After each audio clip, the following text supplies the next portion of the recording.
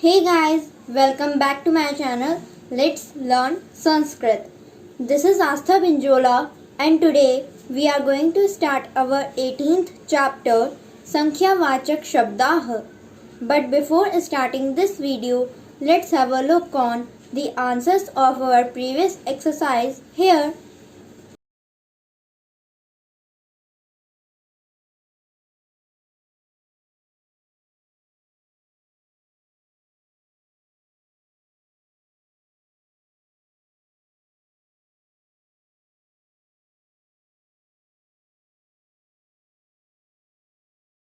Now let's begin our chapter. So friends, आज की इस वीडियो में हम संख्यावाचक शब्दों को विस्तार में समझेंगे। चलिए तो सबसे पहले एक अनुच्छेद समझते हैं जिनमें कि संख्यावाचक शब्दों का प्रयोग किया गया है। एषः एकम उद्यानम अस्ति, अर्थात यह एक बगीचा है। उद्याने द्वौ विशाल वृक्षौ स्तः, बगीचे में दो बड़े वृक्ष हैं। उद्याने त्रयः बालकाः क्रीडन्ति, बगीचे में 3 बालक खेल रहे हैं। उद्याने चत्वारः मयूरः नृत्यन्ति, बगीचे में 4 मोर नाच रहे हैं। पंचवानराः वृक्षे कूर्दन्ति, 5 बंदर पेड़ पर कूद रहे हैं। एकस्मिन् वृक्षे 6 फलानि सन्ति, एक वृक्ष पर 6 फल हैं। सप्त शुकाः फलानि खादन्ति, 7 तोते फल खा रहे हैं।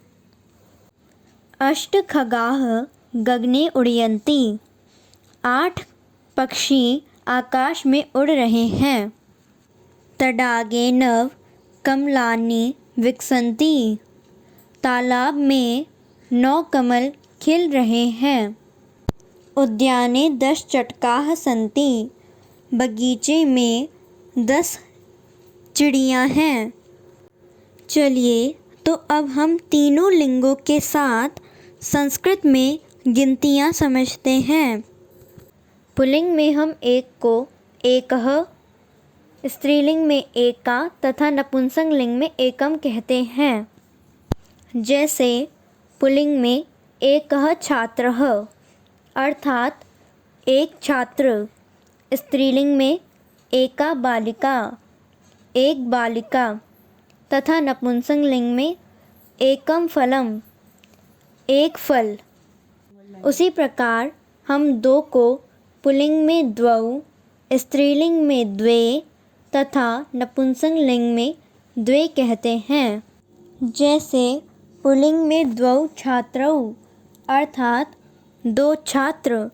स्त्रीलिंग में द्वे बालिके, अर्थात 2 बालिकाएं तथा नपुंसक लिंग में द्वे फले, अर्थात 2 फल।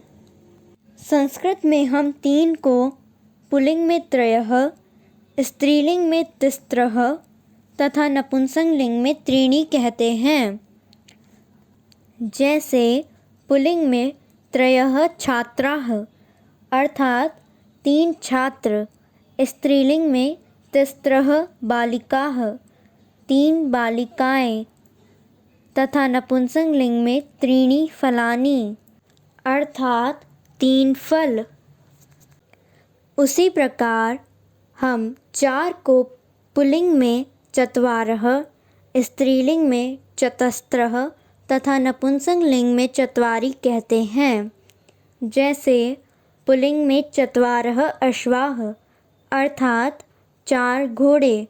स्त्रीलिंग में चतस्रः मालाः, अर्थात 4 मालाएं तथा नपुंसक लिंग में चत्वारि मित्राणि, अर्थात 4 मित्र। संस्कृत भाषा में 1 से 4 तक के संख्या रूप तीनों लिंगों में अलग अलग चलते हैं। 5 से आगे की संख्याएं तीनों लिंगों में समान रहती हैं। So here it is the end of this video and this chapter also. I hope you enjoyed watching it. And if you really like our content, so don't forget to give it a thumbs up, do comment below your answers, and also subscribe to our channel. Keep learning, keep growing. Thank you and have a nice day.